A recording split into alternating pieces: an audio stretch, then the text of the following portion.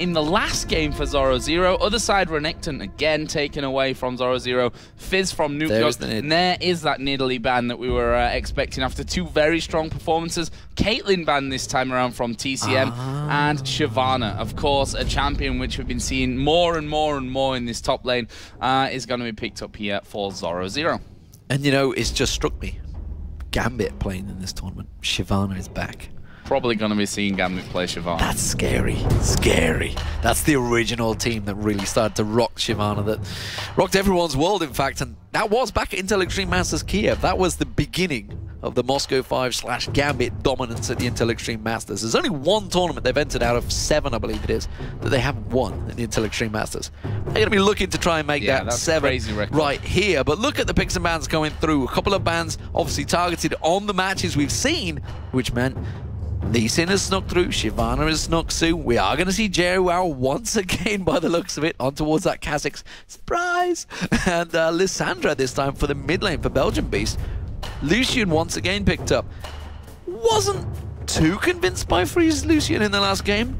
Caitlyn, of course, is one of his favorites, which is why he's been banned. Used to be Draven, of course, before that, but that's not viable anymore. This time around, a switch. So we're going to see Jarvan in the jungle instead.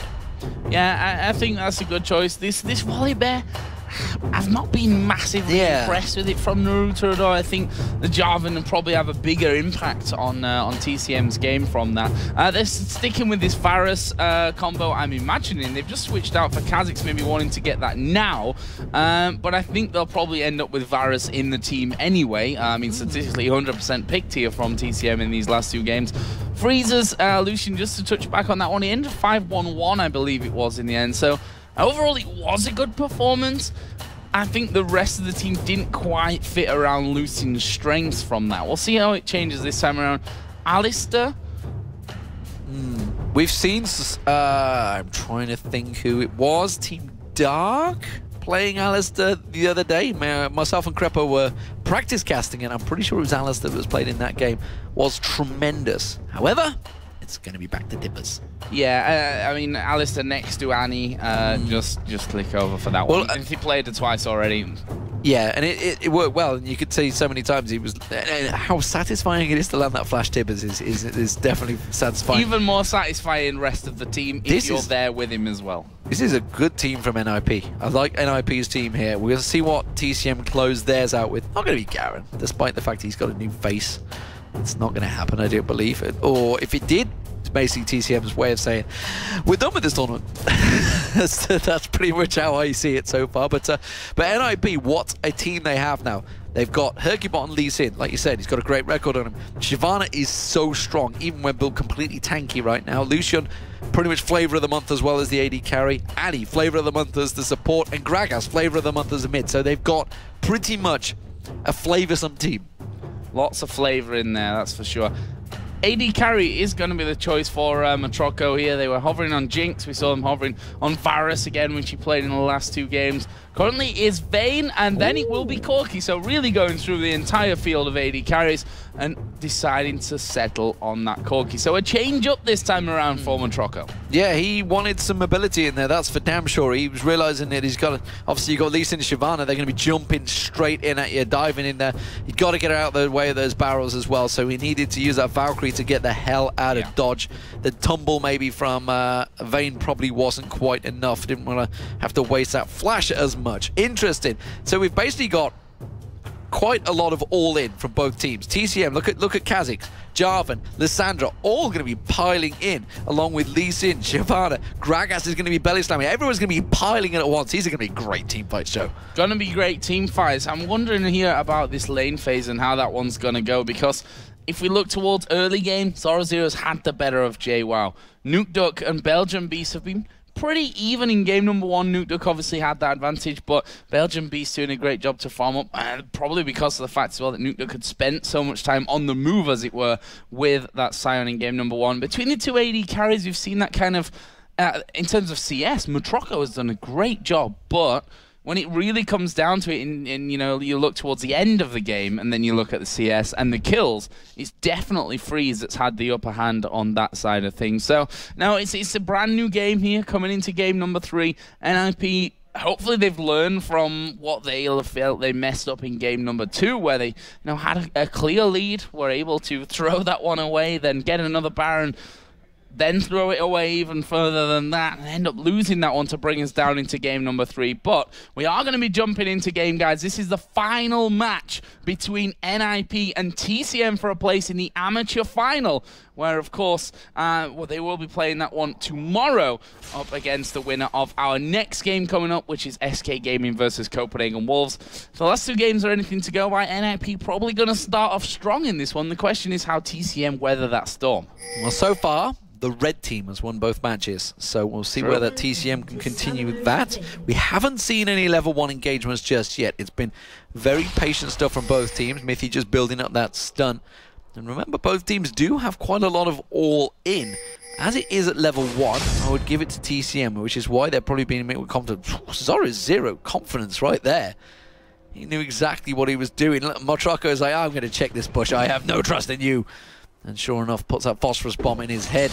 Barrels rolling on through. TCM get that vision on the blue buff. What they're after. Are we going to see a rotation? No. They are all going to back away. Don't feeling that confident.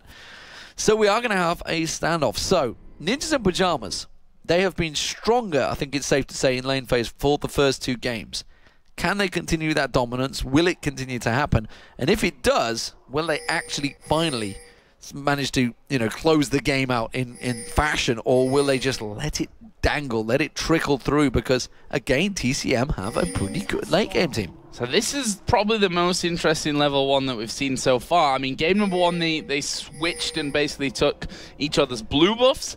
This time around, we see a 4-man NIP strike team, let's call it, waiting around the blue, but TCM are there as well. So we could see an engagement. This would be 4-on-3, and we are going to see them go through. There's a stun onto a Naruto. He's burst very, very low, and he's getting ticked away from the ignite. It's Mithy that picked up. Freeze actually flashed in to try and get that one. Well, I mean, I don't know if it's a waste or not, but a flash nonetheless was used, and he didn't get the kill. A kill would have been great for Freeze, but unfortunately it wasn't. It was his support, Mithy, that got first blood.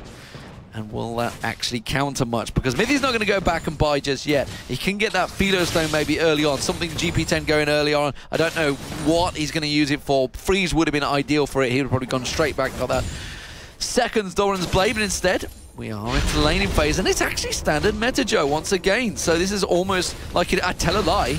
It's not. It's not, is it? Because Belgian Beast at the top against Zoro 0. And we see JWoww in the middle against Nudo. So the other factor in that first blood as well was the fact that it was Naruto that went down. Now, that meant that he couldn't just back off and go towards his red. So he's not only behind a full blue buff here, it means that he also is going to get his red later and also won't have the time to get across and steal away that blue buff. So 3 buff control from the very start here with a first blood for NIP. Couldn't really have gone much more perfect, I suppose, unless that kill went over to Freeze. Naruto has a chance to get in onto Zoro 0 now, though. Yeah, he's going to try and counter it. He has got the Demacia standard drag in there at the moment, so he can manage to get straight in on towards it. Zoro 0, though, is going to be the target. Can he go for it? That's the question. Can he land it in there? He's going to go in there. It's going to be the stunning slide through. Gets the knock-up combo. But have they got enough damage to finish off Zoro 0? The health pot is chugging. He's going to get to the tower, and he is safe. I'll tell you what, the balls on Zoro 0 there, not to flash. He gets knocked up. Well, speaking of balls, he's in this tournament, but...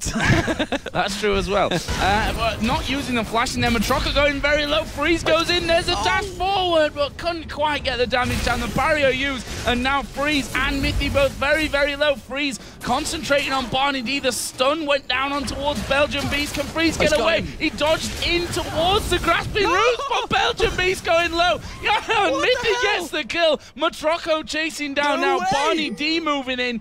And in the end, they've both got away from this one and picked up a kill and almost took Motrako as well. Wow. Wow. That was some crazy turnaround play there, right there. And now they've caught the kick on towards Naruto. He's forced away again. It is a nightmare for Naruto here. He's not able to pick up anything in that jungle right now. And now he's being forced away from trying to just pick up any assist gold as well. Zoro 0 and Herkypot are dominating this top lane. And Ninjas in Pyjamas, they have full control this early on, just shy of 5 minutes. They've already got 1,000 gold advantage, and the 2 kills on Mithy, who's still yet to go back and spend that gold. 1,000 gold on him. Looking incredibly strong here, and Mithy, all credit to him there, sticking around, not trying to escape, knowing how much damage he could do, knowing how much damage he could take. Picking up that second kill. He's got 1,000 gold as he said to go back with. Freezer's come back into the lane with a Vamp Scepter. Now added into that Doran's Blade from the start. And now Naruto and Hercubot fighting over the big Wraith. And it goes to Hercubot. Even more of a kick in the face for Naruto. Spirit Stone straight out, Side Stone rather, coming straight out from Mithy. That's going to help him out wonders because he's not going to be able to, didn't have to pay for all those wards that we see Barney D having to do. Nevertheless, it would still be great to have Freeze with those 2 kills instead, but it doesn't matter. Wow, this game is progressing at a fast pace, just like Game 1 did. Nuke and IP managed to speed that one up. They managed to get the 2 towers down by now, of course. 5.5 minutes gone to this game, not quite turning that way. JWoww, he's been the man that's kept them going a number of times in these games. Can he do it again? He's once again on his Kazakhs. He's a... He actually plays it differently to how the current Koreans are doing it. They've actually gone back to start evolving the W, which is the Void Spikes, getting that larger wave, so we can get the wave clear in there quicker. So it's interesting to see how JWoww does it completely different. He goes for the Q, E, and R evolution. I think he uses the E last as well, the jump last, which is, again, completely different how he plays it, but seems to work out well for him on the Kazakhs.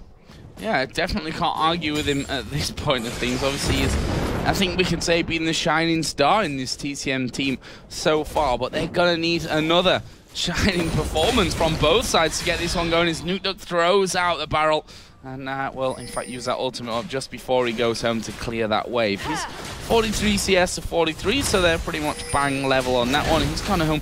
Picked up the Fiendish Codex plus a second Doran's Ring and Ward and Pot. Yeah, aggressive stuff from Lee Sin as well. Hercubot getting that double Doran's in there, so he was looking still to see if he can assist, get those kills in there. He's picked himself up a ward, of course, because what else does Lee Sin need? He just gets that ward and he can zip around the map. Meanwhile, Naruto, who is hurting, you can see he's 2 levels behind Hercubot right now. All gone down from that first blood. And then the counter, so Hercubot once again looking to punish Naruto's jungle. He's going to come around to these golems. He may actually get there just at the right time as well. Throws out the kick any second. He is not quite going to land it. And Naruto does manage to get his level 5. I think he actually stole the small golem there. Did he? With the Q, yeah. Picked up the gold from it. So, nice little steal from him. Level 6 now. And as he said, level 5 for Naruto. This blue buff here going to be done by JWoww. This time around, they're able to secure that one after it went over at level 1 with the first blood for Ninjas in Pyjamas. Meanwhile, this top lane, Zoro, Zero, Doran Shield, now got the Doran's Blade added in as well. He's going to be farming between the towers here just to add a little bit more misery to TCM. Yeah, this is something that's probably going to be a thing of the past, I guess, once we start looking towards Season 4, because, you know, farming between the towers, proxy farming, whatever you'd like to refer to it as, is potentially not going to happen anymore. There is going to be a fight developing, but I don't think they're going to go too aggressive for this one. NIP should back away from this one. We already saw Kazakhs as well making a move towards it. So actually, they're going to stick around. They want this red. Have they both got smite available? Yes, they do. This is going to be a smite fight for red. And pulling it right around the back of the camp here from this one. The small lizard's been taken by TCM. NIP want the juicy prize and get the juicy prize. Red buff going to be taken here by Hercubot, and he goes in. He's still there here, harassing Naruto. Kicks him, knocks Belgian Beast up, almost landing the Q there to maybe follow through for another go. But Hercubot here playing an aggressive Lee Sin jungle to absolute perfection. Now he needs to escape though, and in the end, uses his flash there to get away. Yeah, little bit of overconfidence potentially from Hercubot there, knowing his Lee Sin mechanic, realizing he was gone a little bit too deep. And Belgian Beast, though, was also preoccupied for a long period of time there. That's going to put him behind in lane against Zoro Zero, who'd returned and pushed that lane a lot earlier on. Naruto looking to try and counter, go and get that red steal of his own, and actually he should get it, because we can see Hercubot's over helping out, gave the blue buff to Nukeduck there, so he's not going to be around to help stop this red. Yeah, that's going to come around the backside. Naruto. Oh, they know he's there. They pinged him. That one. Oh, and he's low as well. Look at this. He's at half HP. He's going to smite, but there is Tibbers. Nukeduck does pick up the kill. Mithy looking for a sneaky hat trick there, I think. But they've managed to sew him up and get that red buff back as well. Freeze didn't quite get the assist there with Cullen. You could see it coming from range. Really wanted to get in there, but the damage was just too strong. And that, well, if that leads to a dragon, that was a great move. And that's simply Naruto trying a desperation move. I guess you could say maybe trying to counter, trying to read the game as well as he could, but he simply got spotted by the ward coverage that NIP had, and vision is key in this game. Vision is key, and that's something that NIP did in game number 1 and game number 2 as well, while they had the chance so well. And you see the bottom side all blue at this point from NIP side of things. Nukeduck with a double buff on, just completely missing that ultimate, but Hercubot coming in as well. There is Jarvan from the side, and Hercubot knocked up under the tower. JWoww says thank you very much for the kill and the red buff. Brilliant turnaround. That's what they needed. Naruto finally gets into level 6 as well. That barrel, I guess it's tricky to pin down a guy that can jump away from it so quickly, and that's exactly what JWoww did. Pounced correctly in towards it, which gave him also that a little bonus that he gets with managing to single out a target. But as it is, Belgian Beast back in that top lane. He is quite far behind in terms of farm. We see that Zoro is moving back in there. Sunfire Cape almost completed. He's just going to continue that way, and suddenly the damage will start stacking on as the levels develop. JWoww here is trying to bait once again. We saw that in game number 2 that really started the whole comeback thing going in this top side once again. So I'm trying to bring him in. Has to jump away from that one though, knowing that Naruto was already moving away. Naruto, by the way, 10 CS behind. He's a level behind Lee Sin right now, which, considering the horrible time that he's had, is not that bad. No, he's not done too bad. He's still like probably a good level and a half behind though on Hercubot, but that kill assist would have helped. Was certainly freeze down this bottom lane. We haven't really had a chance to look at the AD carries, have we? We can see again it's another 10 CS advantage built up, and we'll look at this. Nukeduck and Hercubot coming down here. There is 4 members of TCM also gathering here. That's a great grasping route. Exactly what they've required on Nukeduck. But now, can the rest of the team close in? Naruto coming around the side. Gragas should be able to slide away. Yes, he does that. And TCM reacting very well there. But look at the top again. Zoro farming between the lanes.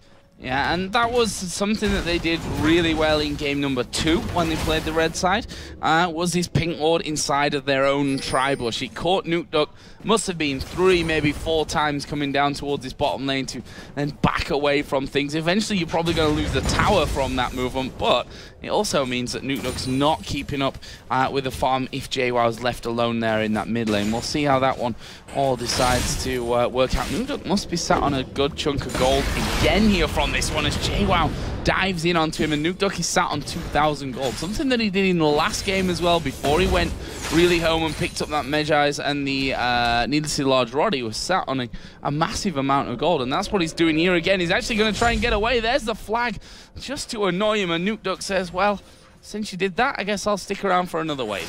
He's got to be careful, Nukeduck, because AP Gragas is very squishy.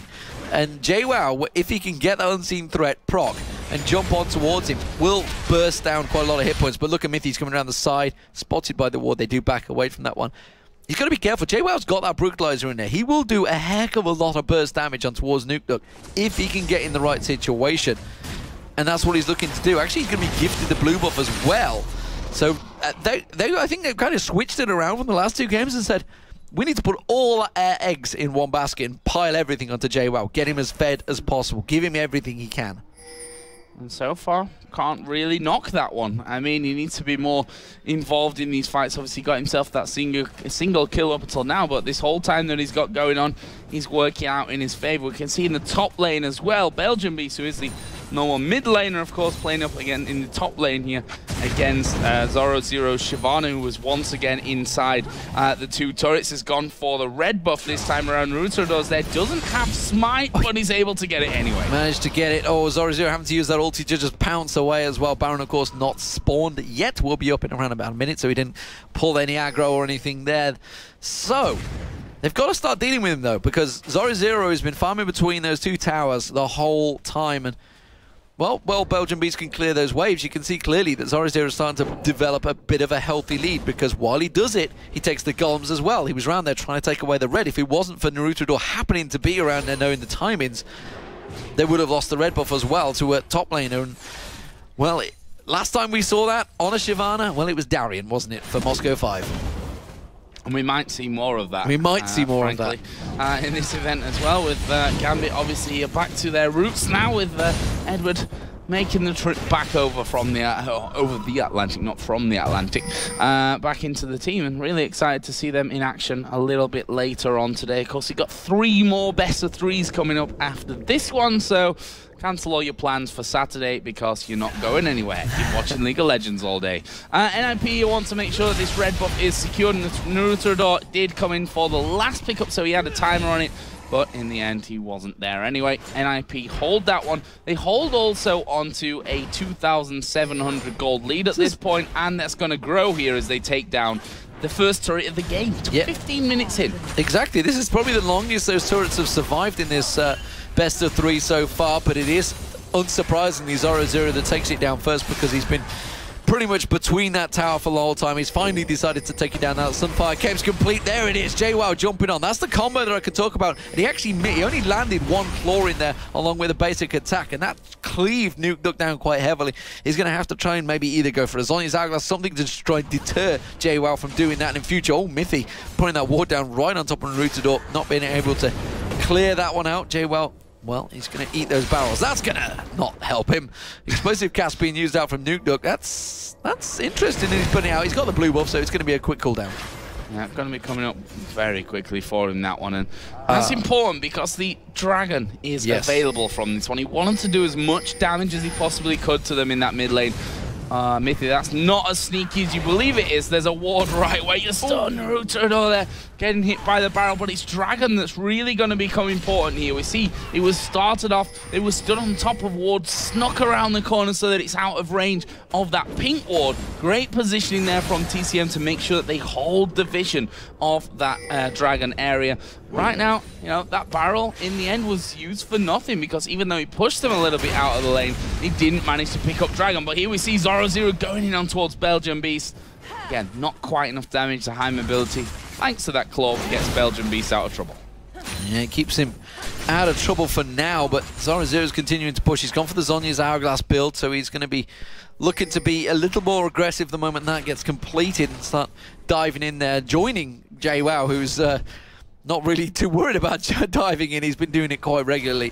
He's already got that Hex Drinker now completed, along with that Brutalizer he had early on. Continuing that farm, keeping the farm up with Nuke as well. Doing a grand job there, but the key farmer is Zoro0, who's just motoring ahead. He's been picking up the golems most of the game. Now he's forcing Naruto out. They realize the jungler is at the top of the map, and NIP, realizing the situation advantage, are going to go for Dragon at last. Yeah, it doesn't matter how the ward's tucked in this time around with Naruto nowhere near the action. This will be the Dragon for Ninjas in Pyjamas. Nicely finished off. That's a 5,000 gold total that they are now in the lead in this game.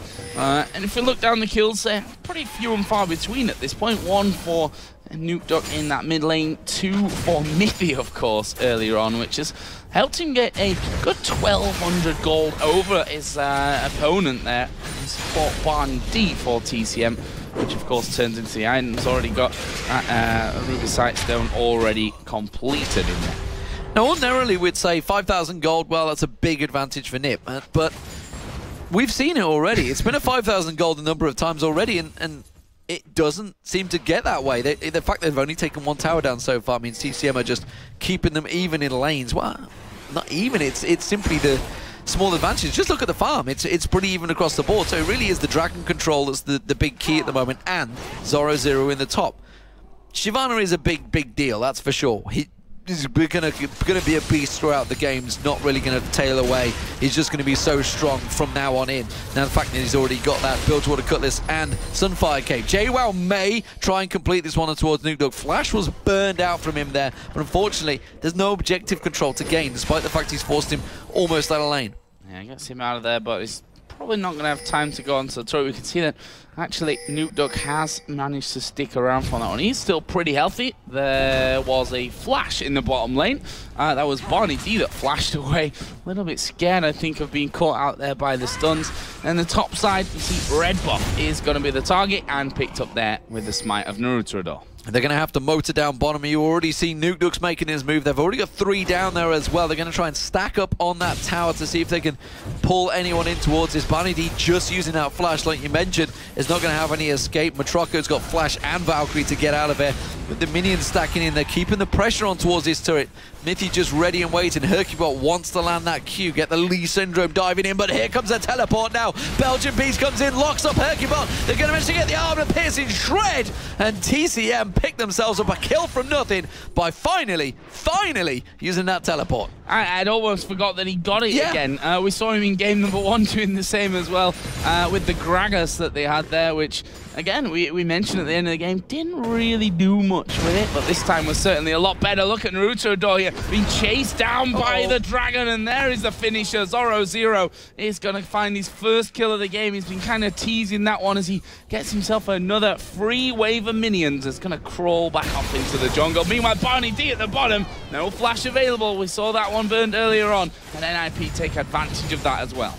Just as TCM get themselves a pick, now the mid lane's in trouble. We do see Shyvana coming around the backside of JWoww. He's on the turret, he's trying to put the damage down, leaps away. He has evolved that leap, so he is going to get safe and uses the little bit of stealth that he gets from his ulti. Belgian Beast starts to turn it around, not going to lock him up on the tower. That's going to be the mid lane turret going down. It's 2 turrets, 5 kills, NIP in control once again. Yeah, and it's going to be 3 turrets here. Bottom 1 taken as well. And there is 7,300 gold. The total separating these two heads.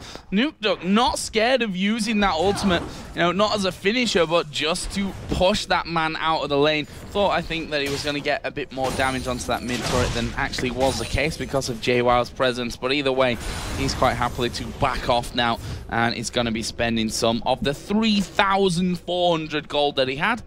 And there he is. So Rabadon's Death Cap is the pickup for him. Top lane, we should mention Shyvana. Sunfire Cape earlier, now is a Blade of the Ruin King as well. Yeah, it's Shyvana. There's a reason that he's been pretty much banned in most games and probably will be for the rest of the tournament. It's because he's such a strong top laner right now. Look at the farm between them. He's dominated Belgian Beast in that top. Naruto is going to try and come and deal with it. This is how they tried to deal with Zoro in previous matches, how they dealt with the Jax.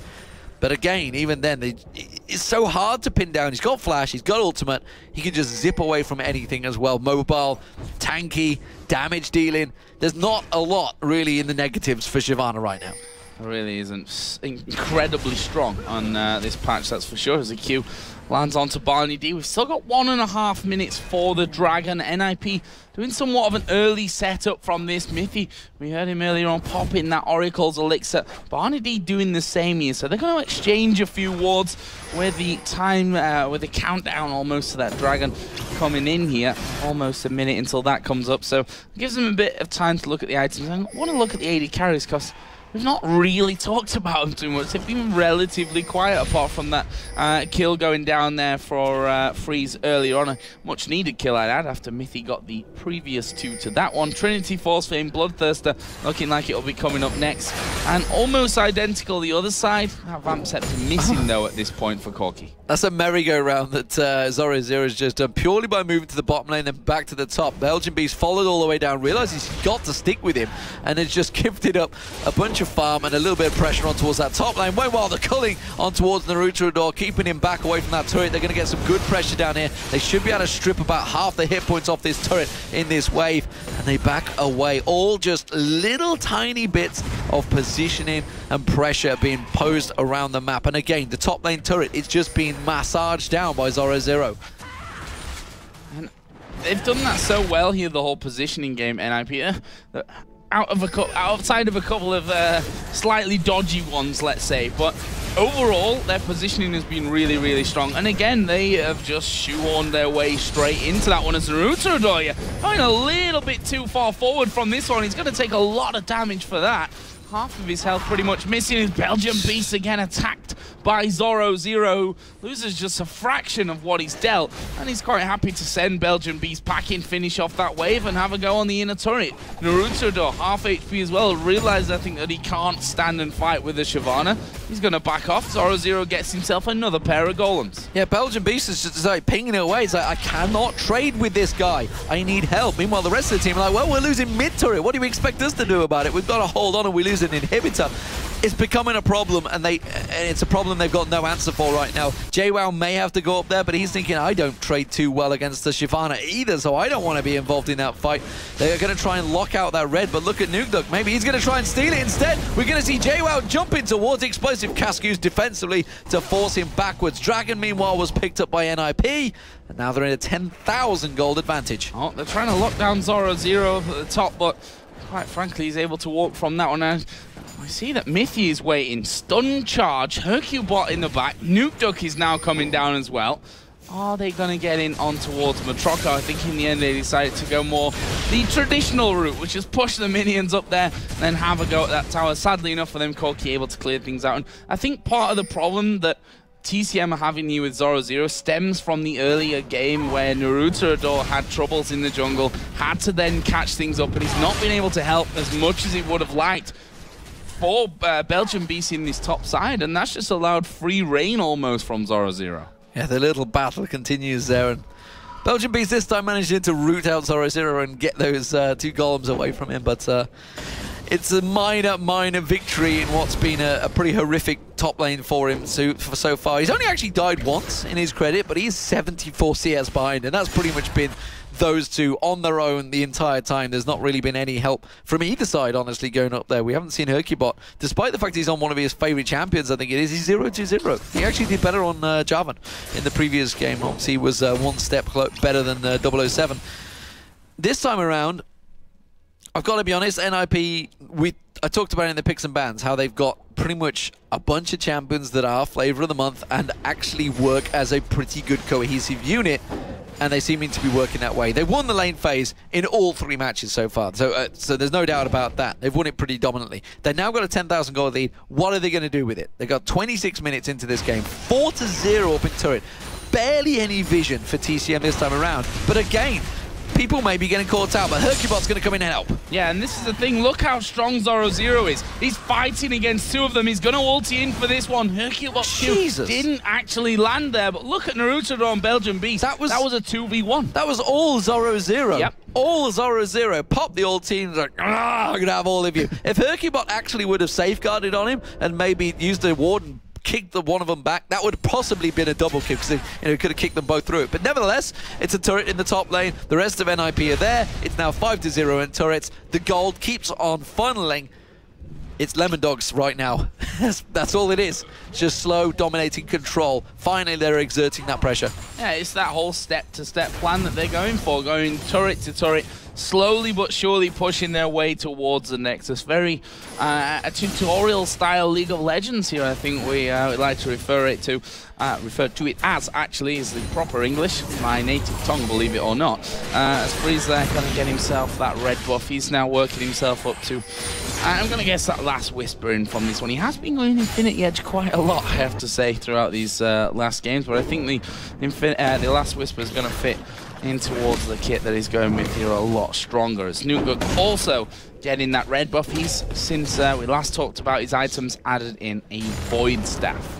My issue with NIP and effectively what we're calling now the Lemon Dog style of play, the slow, grind it out, you're taking the objectives step by step, it clearly didn't work at Worlds. It's what they tried at Worlds, but unfortunately for them, the pace has quickened. Hercubot's just going to ward away from that one. The pace had quickened at Worlds, and which surprised quite a few teams, Lemon Dogs being one of them, and actually countered badly by Freeze. I don't even know how he got in that position, and nor did the camera guy. Well, it's a Kha'Zix. I mean, a Kha'Zix jumps on you, you're going to die. Yeah, Naruto, I think, came from the bottom side of the river. They just basically caught him. And maybe napping a little bit from that one. There's a barrel out of Nukeduck, and there's a lot of damage now with that Void Staff added in. It forced them to back away. Nukeduck actually going to try and prevent recalls from this one. Not Not quite quick enough there to explode that barrel on towards JWoww, but he's quite happy to push straight up that middle lane here. Hercubot is clearing out a few wards. There's a pink ward down from Mithy in the corner bush by Baron, plus he's got that Oracles running as well. And he once again try to get that ward control that they've had earlier on of the enemy jungle, which leads to this. Buff's being taken away. Yep, taking full control, slowly grinding down TCM, and TCM are just literally in the exact same situation they were in Game 1, Game 2. They got to hope that NIP once again makes some mistake, get a little overconfident, overstep the mark, and maybe this is a chance at the bottom, but they've got good ward coverage. You can see Mithy's been around, placed all those pink wards, cleared everything out, another pink ward goes down. They have full vision control, and that is what they need. That's what they missed in Game 2. That's where things turned around badly for them. They had that little two-man split off that didn't work out for them. This time around, they're going again. They're trying to pincer move on Nukeduck here. Pincer moves, the bane of NIP's last game, but they may just catch Mithy out from this one. He's going to be able to stun down, flashes away from the knockup of Naruto. Now Freeze joining the party. Naruto being hammered down. There is the culling coming out, but it's not really helping. JWoww jumped back in on towards Mithy. He's going to stealth up once, turns back around. Is he going to be able to get away? No, he's not. Hercubot gets that, and Barney D trying to save his teammate will be a second victim, a double kill, and you're not getting away from Zoro Zero. And just like that, 4 men taken down for the 1, and Matroko, he's not out of this one just yet. Shyvana coming in. There is the Valkyrie to get back behind the walls of the base, but that leaves pretty much every single lane open. Obviously the mid lane going to be prime target from this one with those minions now working their way up. Zoro Zero doing a laugh at the end there.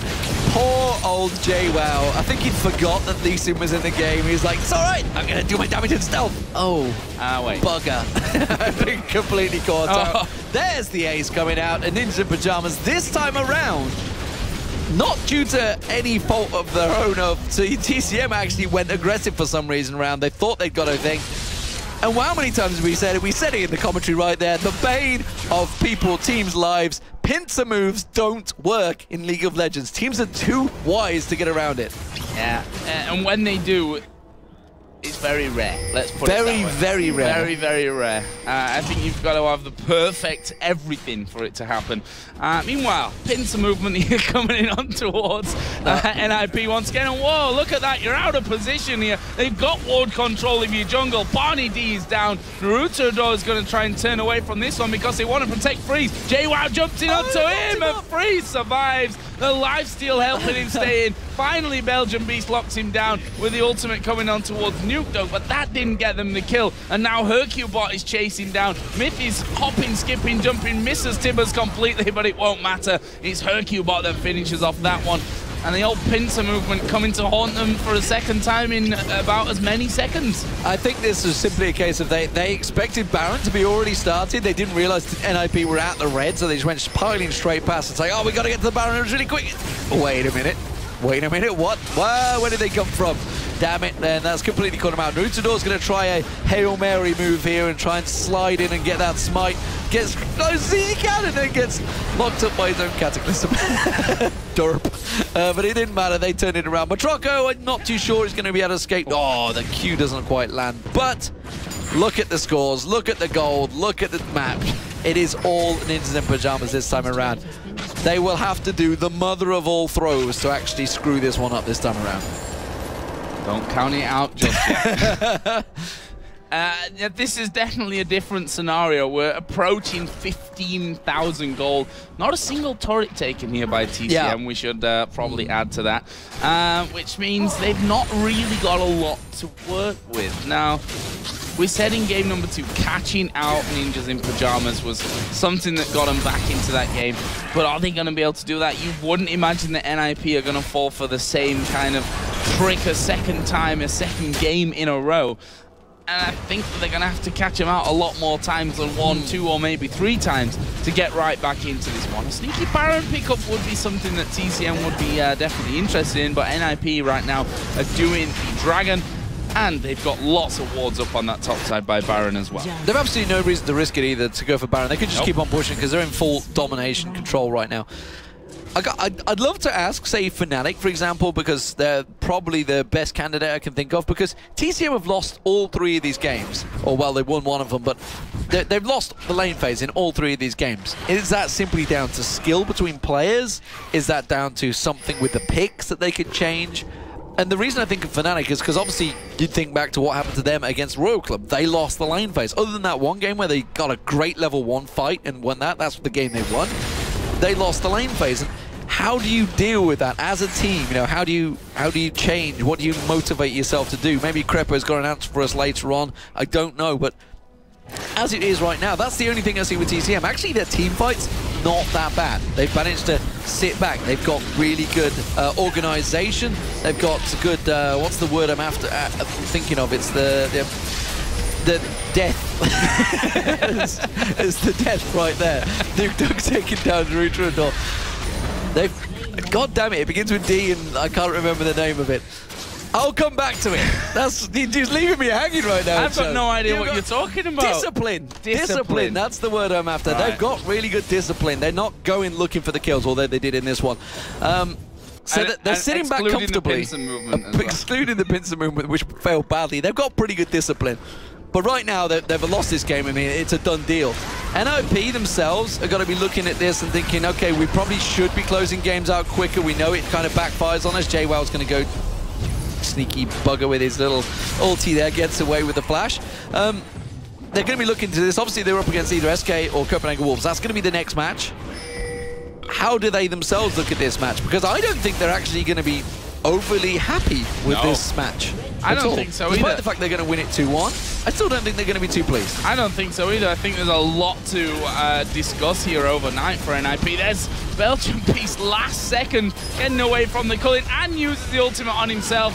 Third time lucky freeze, and he is going to pick that one up. There's the Stranglethorns coming down, but Zyra already dead. There's a Valkyrie away, and the flash in from Freeze. He gets himself another one. JWoww, the next target, but he gets a kill, jumps back out. 4 men down here. This should be good game for Ninjas in Pyjamas. They're going to be focusing themselves on towards those Nexus turrets.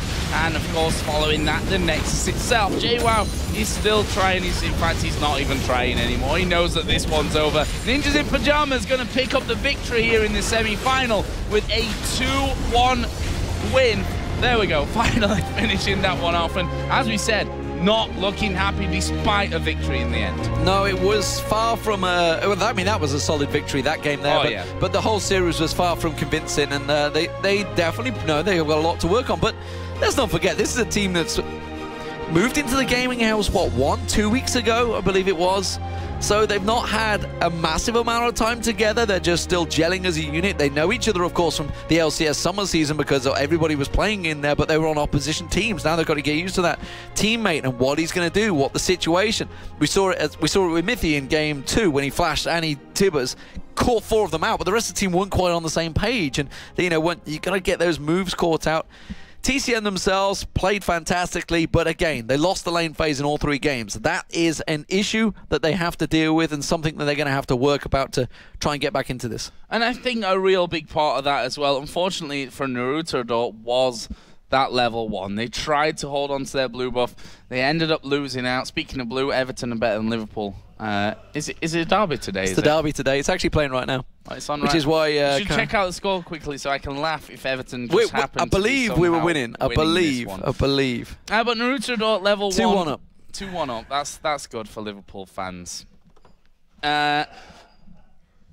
You didn't see that, did you? Oh, no. Not a problem. But yeah, level 1, it went pear-shaped for them. Naruto wasn't able to get a blue buff, was slow to get his own red, wasn't able to help out in the top lane where Shyvana was just running absolute wild. I mean, just to go down the scoreboard here, 2-0-4 for Zoro0, 5-2-5 for Hercubot, 6-1-6 for Nuke Duck, 4-3-7 on Freeze, and 2-2-8 for Mithy on Annie Light. Across the board, they were picking up kills, they were playing well, they're miles ahead in farm on every single angle, and, well, that's it. It was just a great performance in Game 3, but Game 2 is where they're going to focus their attention when it comes to analysing this one. Yeah, they threw it twice. Yeah, badly for them. Badly, and they made sure they didn't do it in Game 3, and to their credit, they didn't.